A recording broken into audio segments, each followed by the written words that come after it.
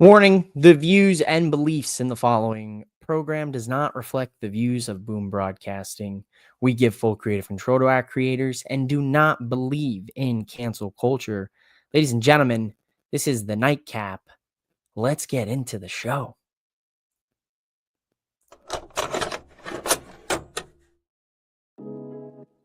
Live from the MOWM studio, Boom Broadcasting presents The Nightcap.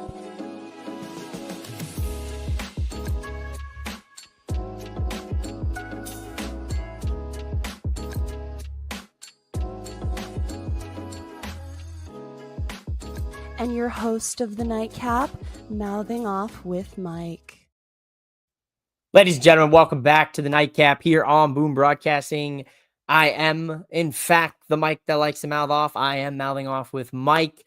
And we are back here on Boom Broadcasting for another edition of the Nightcap. And of course, tonight we're talking Friday Night SmackDown from Riyadh, Saudi Arabia. The SmackDown before tomorrow's premium live event, Night of Champions and the King and Queen of the Ring tournament finals. So make sure, I don't know, for you night owls, it might be a late one for you guys, but right after tonight's Nightcap on my YouTube, Boom Broadcasting, social media, I will be doing my Night of Champions predictions. We'll go through the matches. I'll tell you who I think is going to win, what's going to happen, where we might end up for the next PLE down there, SummerSlam and Saturday night's main event and Evolution. But tonight we're going to focus on SmackDown. And if you couldn't tell here by the jersey, I am doing my best punk life, this is basic punkonomics, impersonation here. I don't have a Cubs jersey. Well, I do. It's just buried away somewhere. But I figure, listen, I got the baby blue Phillies, Chase Utley on the back of the jersey, of course, greatest second baseman ever. So I figured I'd do my little, punk life impersonation here tonight for the Nightcap. We'll talk about CM Punk and John Cena to later tonight. Logan, welcome back, our frequent flyer here, always. Saudi Arabia fans booed Jade Cargill and Naomi, but showed love for Julia and Asuka. WWE international shows really give bigger pops than the U.S. I agree and disagree to that statement. I mean, they did boo Naomi and Jade, which was pretty loud. I was shocked to actually see that. They did love Julia. They did cheer for Zelina. I mean, at times in the show, I felt the crowd was like disinterested. And then times in the show, like obviously with Cena and Punk in the main event, they were loud and, vocal. But I felt like it was a good crowd, but they also had this crowd, I believe was like 20 something thousand. So they had a bigger crowd than like a normal SmackDown, would have. But yeah, I mean, international crowds are better. I will admit that, during the fall, or was it the fall? Oh my God. What month is it? It's June. Right. Okay. When we were on the build to WrestleMania in the spring, the other season out of the four, it's because I don't have seasons. We don't do seasons where I'm at. When they were in Europe for like the Raws and the SmackDowns, like those crowds are crazy. And then all, the PLEs, right? We've seen, Backlash in Paris and, obviously Puerto Rico with, Backlash once again. But man, I thought the show tonight overall kind of give us like, we'll do kind of, since we all watched tonight's show, right? Everyone kind of saw this earlier. And, if you're hanging in with me here tonight, I appreciate you guys for hanging out with me and, getting to talk some SmackDown. But overall, the show had peaks and valleys, I felt tonight. We started off very, very, very, very strong with Cody Rhodes and Randy Orton kicking off SmackDown, with the King of the Ring match final tomorrow at Night of Champions. And, of course, we've waited 3 years since his return back to WWE, Cody.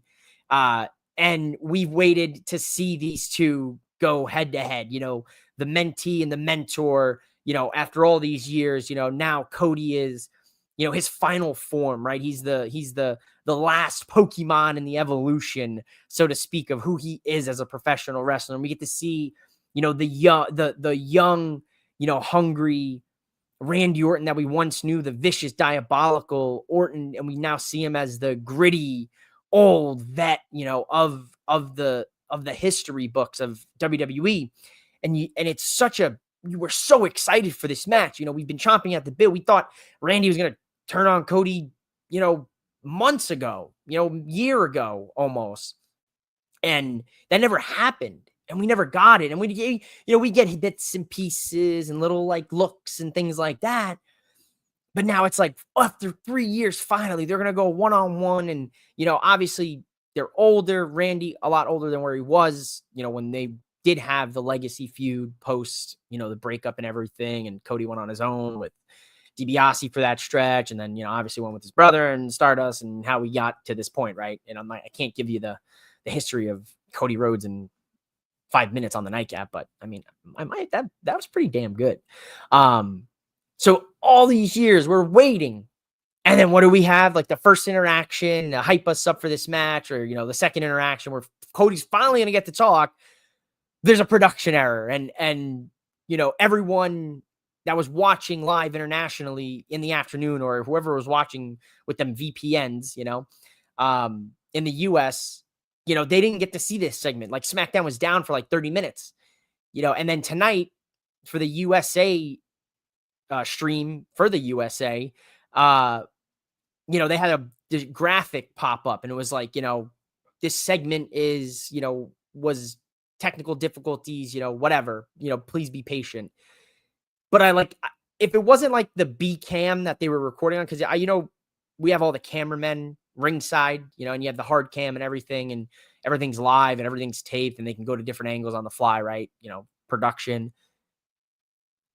They had this B footage that they probably just realized, once it went off air, or right then during the air when they were live, for internationally.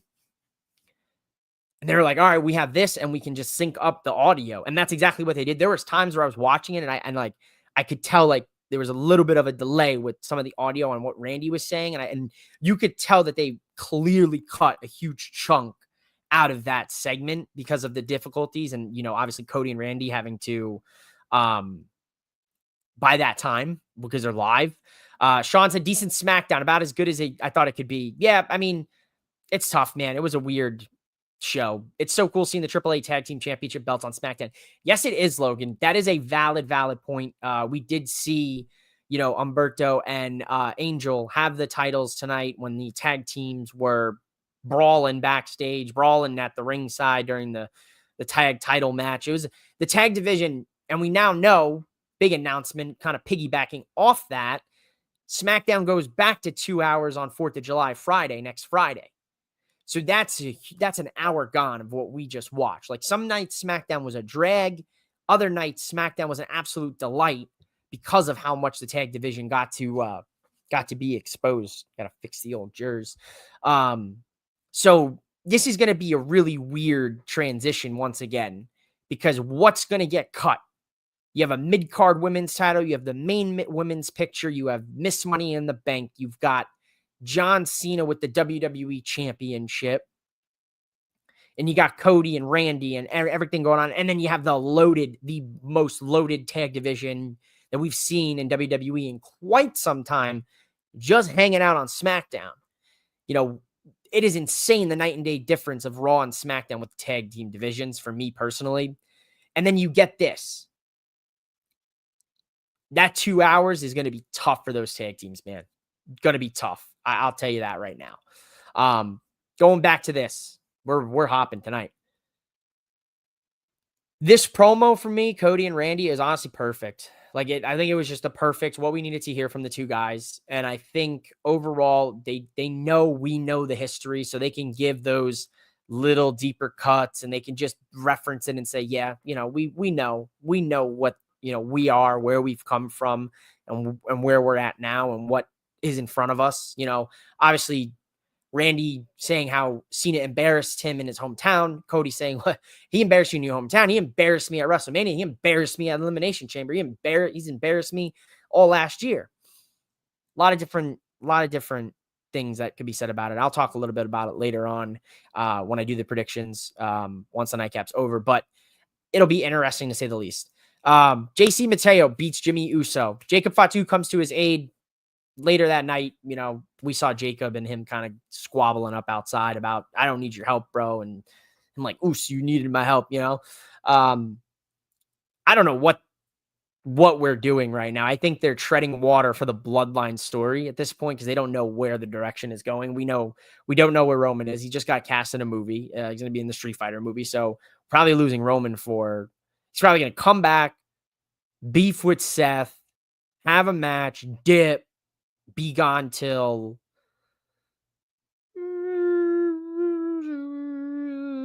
Survivor Series or something, probably. So that's going to be interesting. So I think everything's kind of just stuck here. Tomorrow we have Jacob and Solo for the U.S. title. We'll talk about it. I think it'll be a good match. Women's United States Championship. Zelina Vega versus Julia. I thought this was a solid match. I thought Zelina did what she needed to do here. I mean, I feel very bad for Zelina. Whatever. You know, I don't know who she is, you know, as a person, but I know the United States Championship meant a lot to her. And it was her first, you know, singles title in WWE, and I was so happy for her, and everyone was so happy for her. You know, all her fellow wrestlers.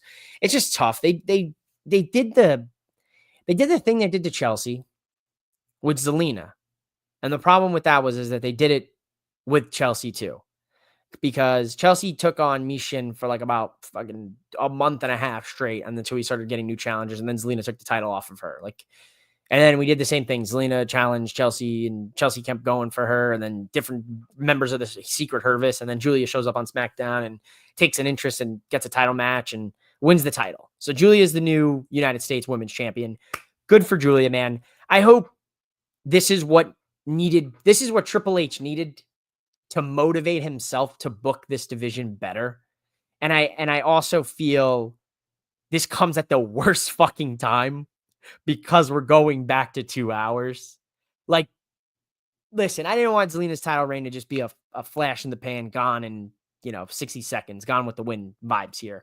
But if you knew you were going back to 2 hours, I would have maybe taken this series of course of action 3 weeks sooner. Okay. Had Julia come in, second week on SmackDown, make a fucking splash, win a title. Like, that'll be big, big time. And then have maybe Julia they do the rematch here at Night of Champion or on SmackDown or something of the sort, so that Julia had a couple weeks for the crowd to get over and behind her. So Triple H would be even more motivated to maybe put some more attention into this division. Jordan showing up on SmackDown would be pretty interesting. That would be very, very interesting for that division. A shock of Juggernaut in the SmackDown Women's division could be what we need. I definitely could see Jordan getting right into the U.S. title picture scene, and then, inevitably maybe getting into the Women's Championship. But on the early onset, I'd say U.S. title. I'd like, to be honest, I want Jordan. And here's the crazy part. Jordan and JC are going to have a match at Evolution. The only match announced currently for Evolution, which is in July, which is July 13th. That's Sunday. The only match announced for Evolution is Jordan Grace versus JC Jane for the NXT Women's Championship. Shout out to Gigi Dolan. What are we doing here? So I'm assuming Julia defends the U.S. Championship against fill in the blank. A legend. We pull a card out of the deck for Evolution, and we're like, who do we got? Let's see. Michelle McCool. Let's see. Who else we got? Trish Stratus. Let's see. Who else we got? Lita. You could pull a card. We could pull a card on that. Julia, I'm happy for her. Maybe that's what the women's mid-card scene needed for Triple H to be like, you know what? They got something going on. Let me write something. Let me get into the lab here and start working. Anyway, Jade Cargill and Asuka. They're going to take on each other tomorrow for the Queen of the Ring. I'm not going to get into predictions for tomorrow, for later on, and won't ruin that. This ends in utter chaos with Miss Money in the Bank Naomi. And I'm cool with it, to be honest, because they're keeping things interesting. We don't know like what Naomi's kind of vibe is. Like, we know she doesn't want Jade to be in this position. She still does not like her. and she's even hinting at whatever the case may be with Tiffany, later on with Nia in the last woman standing match. But I felt that they needed a little bit of kind of what we saw with Cody and Randy. But I mean, this is a weird match on paper. Like Asuka Jade Cargill's pretty, if you look at their careers as a whole in their respective companies, Asuka, obviously we know starting in Japan, the circuit, one of the craziest wrestlers out there at the time she comes to NXT, and she has a crazy streak in NXT. She has a streak that even goes all the way to WrestleMania against the Queen Charlotte Flair that I wish to this day she would have won that match.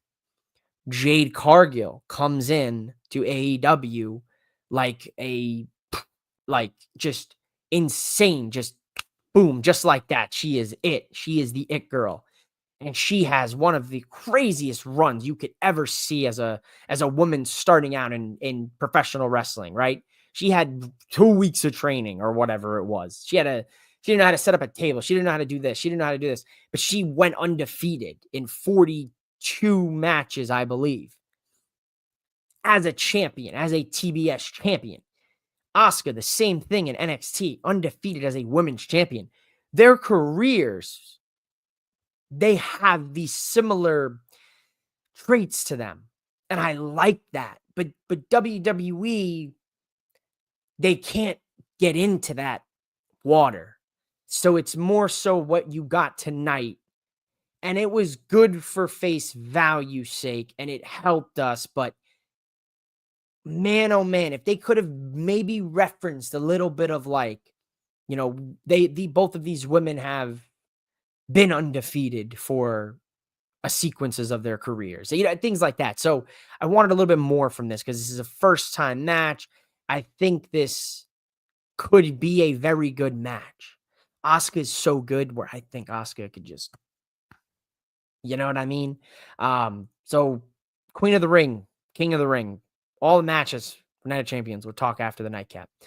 DIY versus Andrade and Rey Fenix. Yeah, I think we can make Andrade and Rey Fenix as a team for the time being. I mean, both guys are very over with the crowd. People love Andrade. People love Phoenix. DIY. Johnny Gargano was hot tonight in Saudi Arabia. They loved them.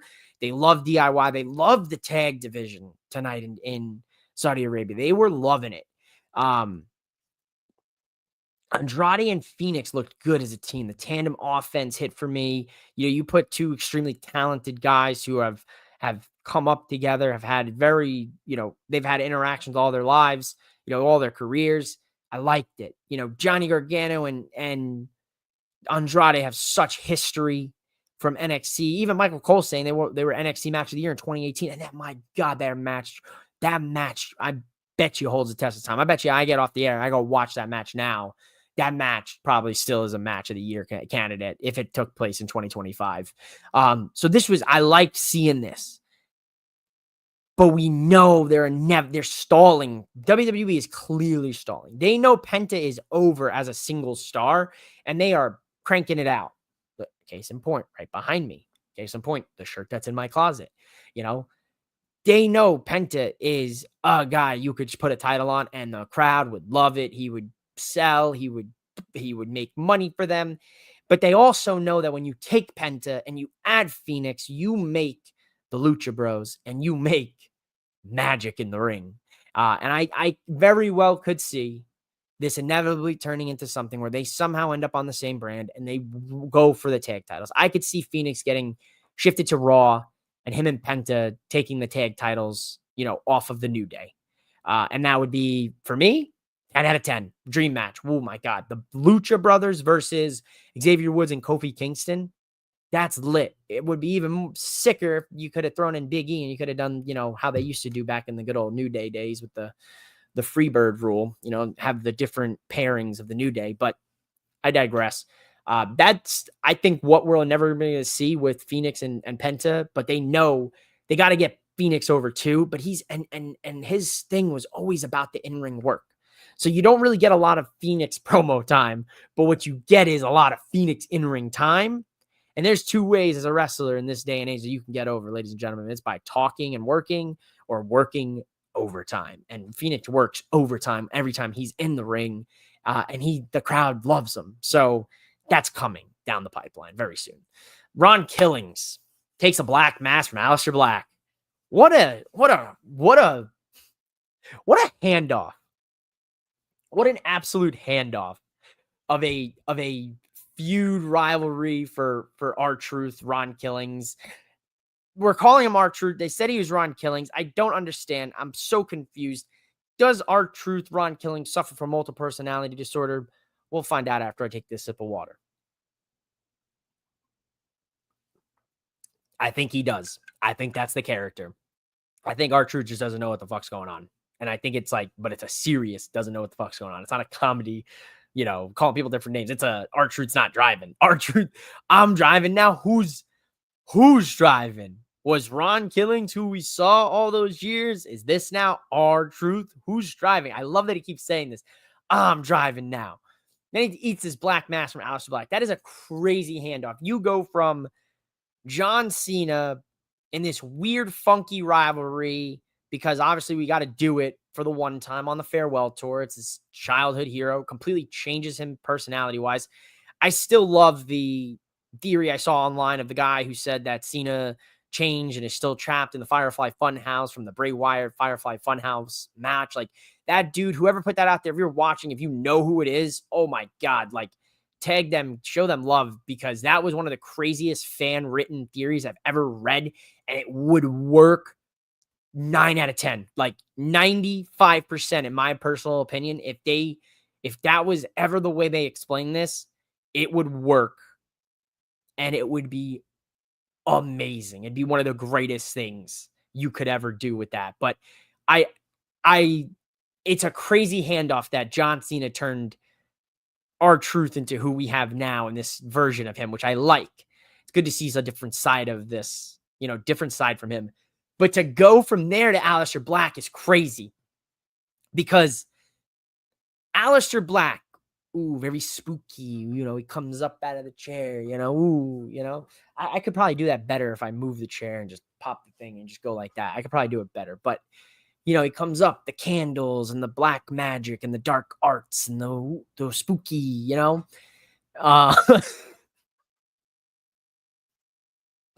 spooky, fuck, I'm sorry, guys. No one's even watching this one tonight. It doesn't matter. Who gives a fuck? The spooky stuff. The Aleister Black spooky. Oh, shit.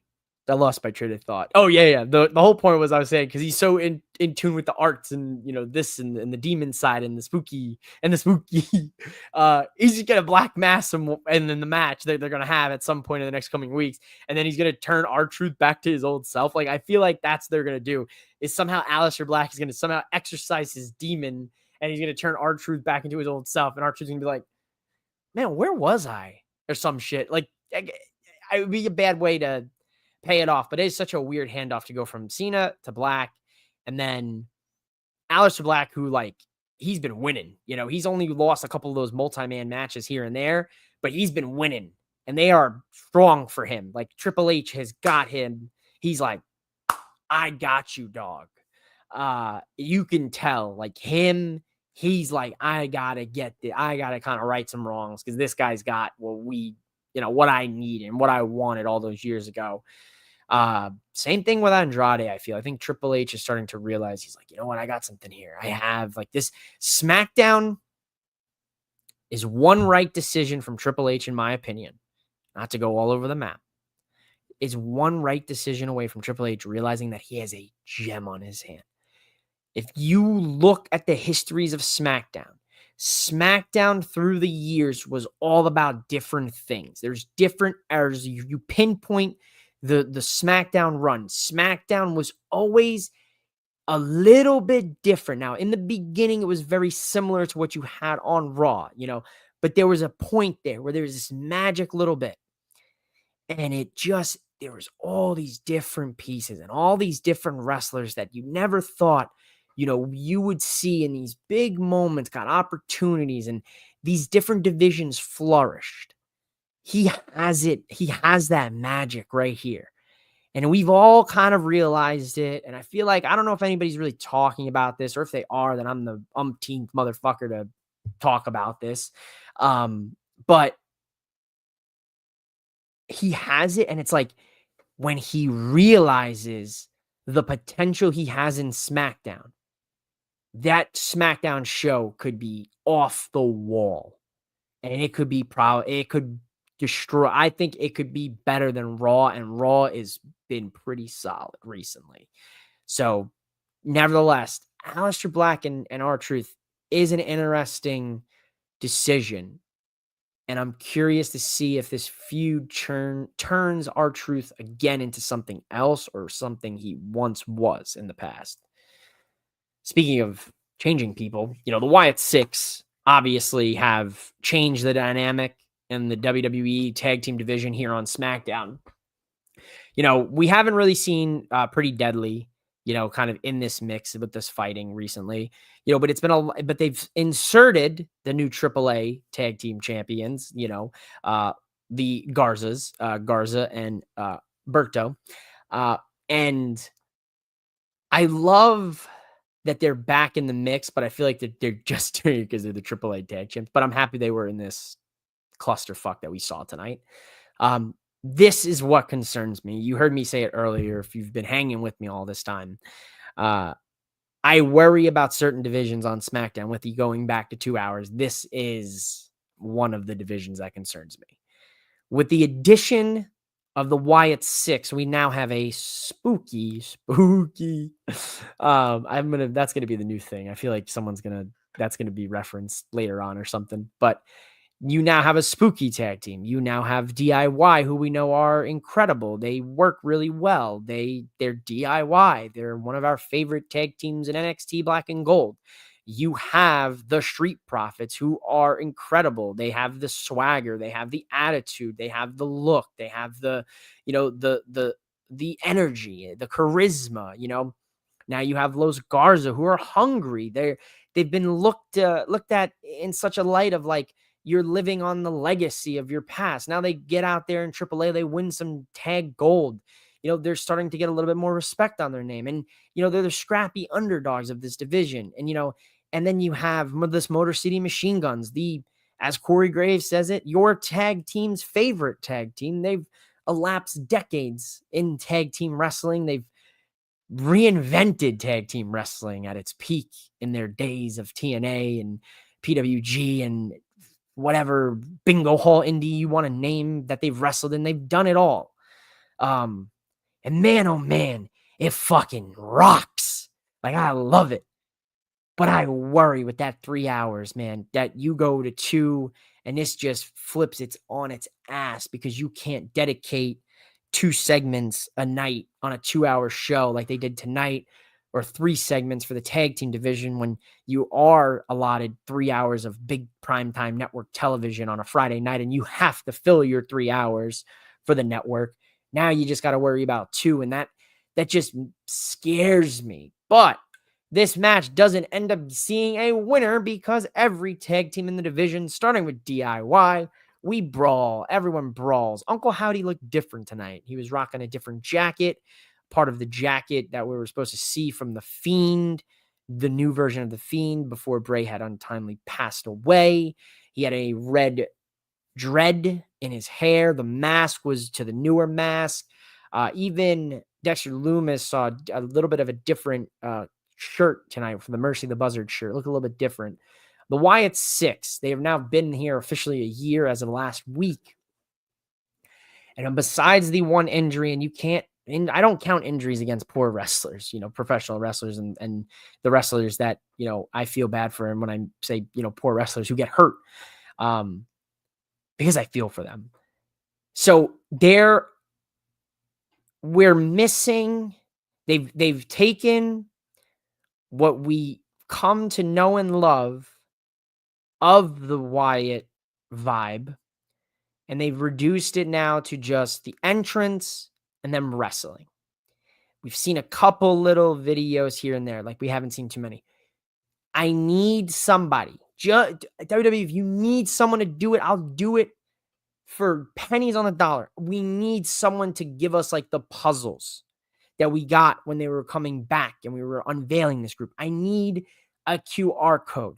I need some additional context. I understand that they are wrestlers and all wrestlers want one thing is to be on top and to have championships. But why do these fucking spooky wrestlers who only care about avenging and honoring and making sure that the wrongs that they felt in the past are justified and vindicated and vengeance is had, going after the Street Profits who they have no history with for tag team championships? Why do they want the gold? Do they want to hold the gold so that they can, you know, what am I looking for here? Damn, I'm on something. But it's like, are they trying to get the gold where they force the tag teams to have this like introspective on who they are and why they want this? And like, is it something deeper, or is it just like, we're like shiny, we're scary, we're gonna fuck with your mind and we're gonna beat you down and brutalize you? Like, is that it? Is that all we're getting with this? Like, if that's what we're going with at our core, fine by me. If it's more based in grounded wrestling reality, fine. I'm just happy they're on television on the fucking wrestling, man. But I would like to get back to a little bit of the QR code and give me a little spooky fucking Twitch video like they were doing. They were doing hour-long weird Twitch videos, and we were like, holy shit, we're taking notes. We're making think pieces. It's fucking sick. Like, all summer last summer. Like, it was like, I was like fucking Charlie from It's Always Sunny in Philly. Like, oh, we look at this, and he said this, and this adds this, and if you take this and you remove this decimal, then we have this, and oh my God, they're going to debut in Dallas. Wrong. And then, he just kept going and going and going. Give me a little bit of that. Give me like a little something behind the curtains of like Uncle Howdy, doing one of them split therapy sessions and being like, why the pursuit of gold? And being like, because we need to honor the past. And then you show the Wyatt family being the tag team champions, and you say that we have to get those back and we have to pay those favors back to our past souls or something, right? I'm giving you groundwork here and fucking whatever, better ideas than what the fuck they're doing now. Just call me up, fucking idiots. Anyway, with Orton likely losing at Night of Champions, I would not have minded if they waited and did R-Truth and Randy in a rivalry. Even though Black is booked well, it still feels like a drop-off for Truth. It does feel a little bit of a drop-off for Truth. Now, it's a drop-off for Truth, but it's also a takeoff for Aleister Black. Because R-Truth is probably the hottest he's ever been outside of, the comedy stuff. We love R-Truth, but hottest, right, Mark? You know what I mean? He's ever been. So this could be a good move for Black. And especially if they do something payoff-wise with Black, where maybe they decide to have Black change Truth again, and it turns into oh shit, maybe R-Truth is a little, maybe we have multiple personalities. Maybe we have R-Truth and, we have Ron Killings, and maybe, they throw something out there, like his old TNA name. Oh, just draw him, K-Quick. You never know. But that would have been interesting. Randy and Truth would have been a very interesting rivalry, because we never got the kind of, why the fuck did you help John Cena beat me in my hometown? Would have been good, because Randy, how are you going to just take that? Like, he just took that. You know what I mean? Good match from what we saw here with the Wyatts. But like I said, tangent over. We got to talk about the last women's standing match for the WWE Women's Championship. Tiffany Stratton defending against Nia Jax. As after a brief commercial break here from our sponsors, water. Drink more water. It's hot this summer. Don't dehydrate. Hydrate. That's some premium H2O, folks, I have to say.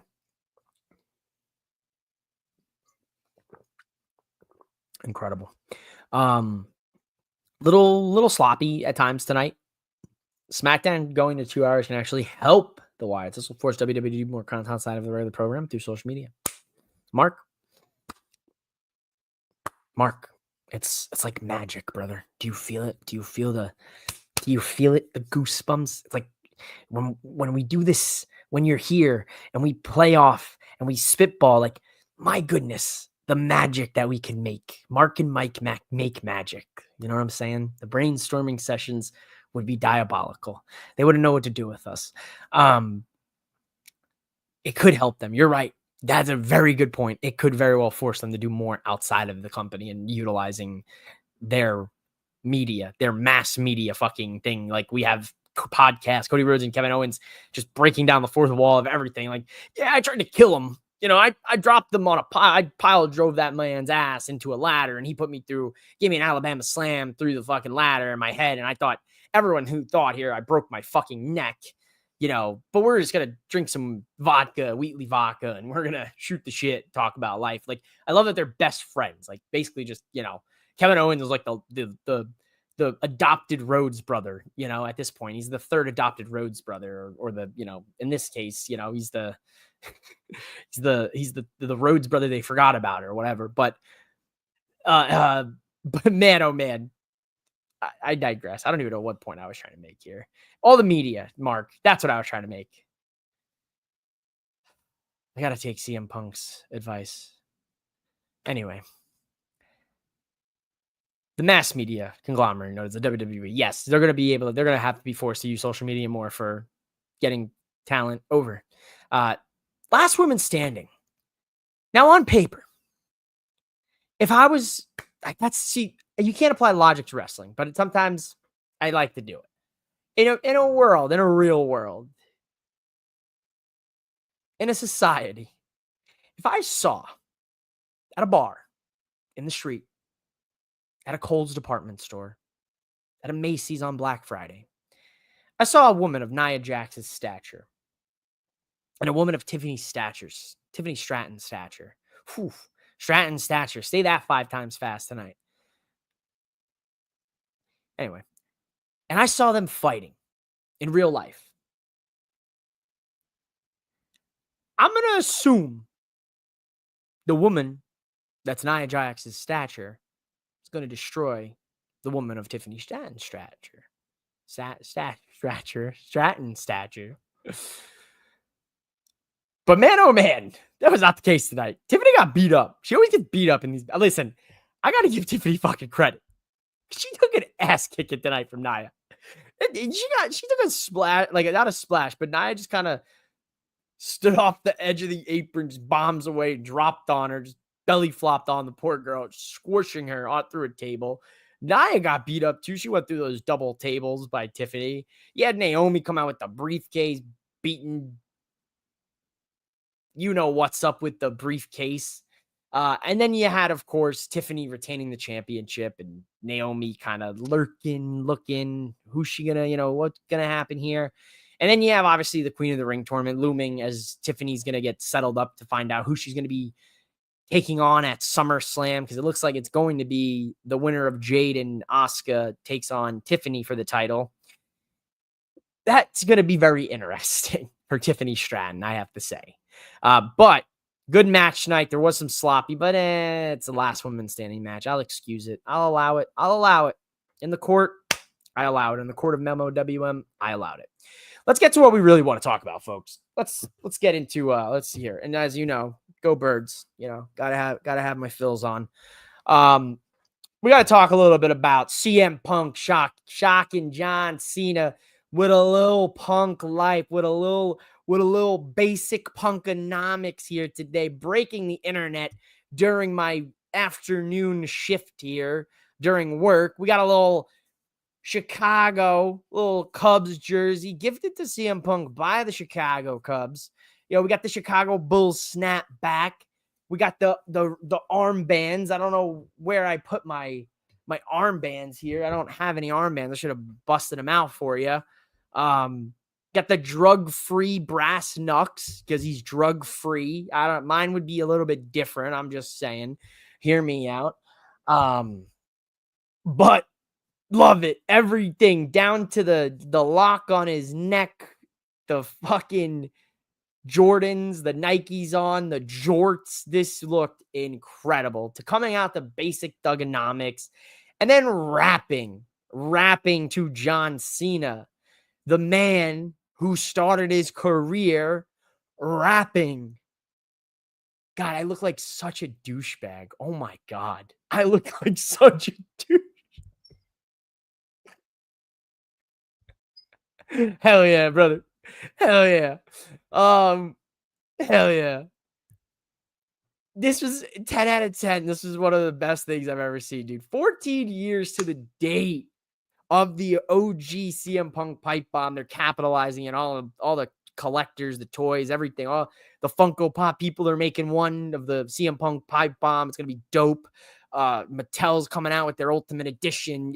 I don't understand action figures. There's the Ultimate Edition. Like I got this fucking Tony D'Angelo figure, and it's like the Elite Edition. And then I have this like Jeff Hardy from a few years ago, but it's like the Ultimate Elite or some shit where it comes with like more stuff. Like I don't understand it. It's just more ways to make you make money. You know, it's like that's how they get us, folks. We like small things. We like trinkets. We're trinket fans.